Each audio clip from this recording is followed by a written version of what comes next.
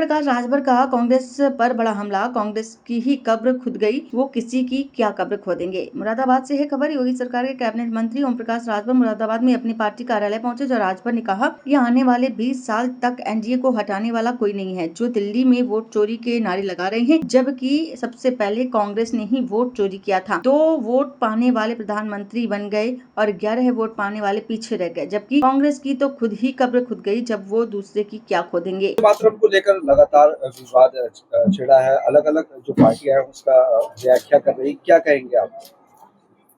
देखिए, आजादी की लड़ाई मिली, नारे लगे, तो नारे लगाने वाले जो देश के लोगों ने आजादी की लड़ाई लड़ी, तो उनका यशगान तो होना चाहिए, उनकी चर्चा समाज में होनी चाहिए। आज का जो नौजवान है उसको जानकारी होनी चाहिए कि भारत गुलाम था तो कितने दिन गुलाम था, आजादी की लड़ाई में कौन कौन लोग लड़े, उसमें क्या क्या नारे लगे, तो उसको कौन बताएगा। सरकार की जिम्मेदारी है, तो सरकार उस काम को कर रही है। तो विपक्ष के लोग जो जिस काम को नहीं कर पाए उस काम को सरकार कर रही है, तो वो लोग विरोध कर रहे हैं। एसआईआर को लेकर लगातार विपक्ष बयानबाजी कर रहा है। विपक्ष सड़क पर सदन में हल्ला कर रहा है और बूथ पर फार्म भर रहा है। आज नए प्रदेश कितना फायदा होने वाला है? निश्चित फायदा होगा। 20 साल तक लगातार उत्तर प्रदेश में अभी कोई ऐसी पार्टी पैदा नहीं हुई है जो एनडीए सरकार गठबंधन को हरा दे। 20 साल, 27 तो छोड़ दीजिए। इस नाते कह रहा हूं कि 14 देखा, 17 देखा, 19 देखा, 22 देखा, 24 देखा। जो समाजवादी पार्टी का थीम है एमवाई, 5 बार फेल। तो कौन लड़ाई से लड़ी हैं, कौन गणित लगाई हैं कि जीती हैं। बसपा कौन लड़ाई लड़ी, कांग्रेस का कौन हाल है, तो कहां से जीती हैं लोग। दिल्ली में 20 साल की अभी आपने बात की, यानी 2044 तक का आप मानते हैं कि जो सरकार है यूपी में एनडीए की रहेगी। क्या ये माना जाए कि आप 2044 तक एनडीए के साथ रहेंगे? बिल्कुल रहेंगे। आज कांग्रेस की रैली है रामलीला मैदान में, जहाँ वोट चोरी के नारे लगाए गए, वोट चोरी को लेकर गद्दी छोड़ो, इस तरीके के नारे लगाए गए। वोट चोरी की शुरुआत किसने की? सबसे पहले देश में वोट चोरी की शुरुआत कांग्रेस ने की। 2 वोट पाए थे पंडित जवाहरलाल नेहरू जी, 11 वोट पाए थे सरदार वल्लभ भाई पटेल, और 1 वोट पाए थे जिन्ना जी। तो 2 वोट पाने वाला प्रधानमंत्री, 11 वोट पाने वाले तो चोरी हो गई, पहली चोरी। दूसरी चोरी, राजनारायण सिंह जब चुनाव जीते तो उनको हरवा दिया गया, वोट की चोरी हुई। जब हाई कोर्ट गए तो इंदिरा जी वोट चोरी को लेकर के सुप्रीम कोर्ट तक लड़ी, चोरी करके प्रधानमंत्री बनी थी।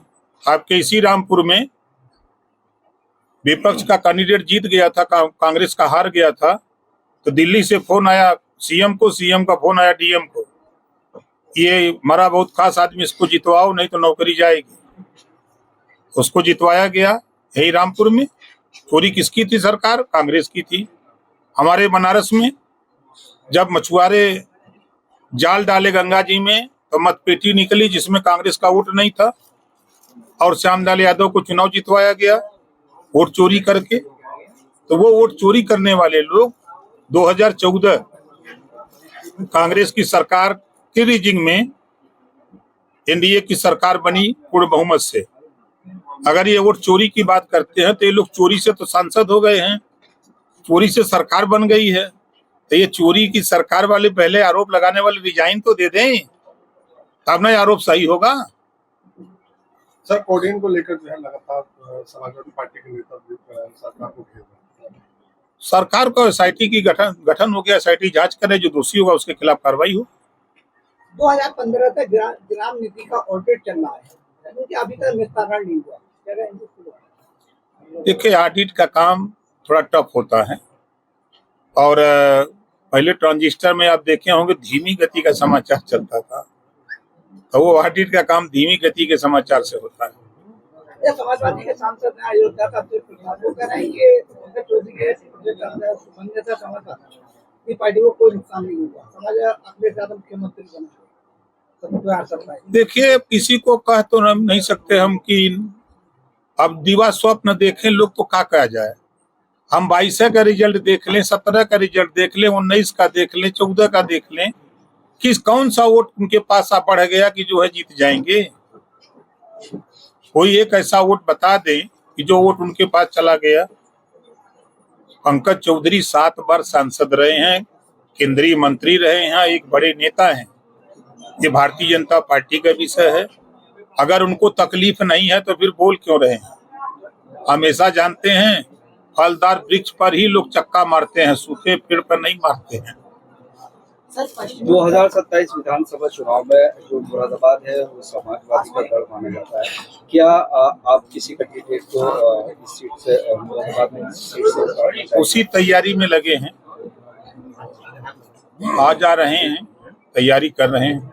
पश्चिमी उत्तर प्रदेश में कितनी सीटों पर उतारेंगे कैंडिडेट अपनी पार्टी से? अब जो मिल जाएगा उतना उतारेंगे।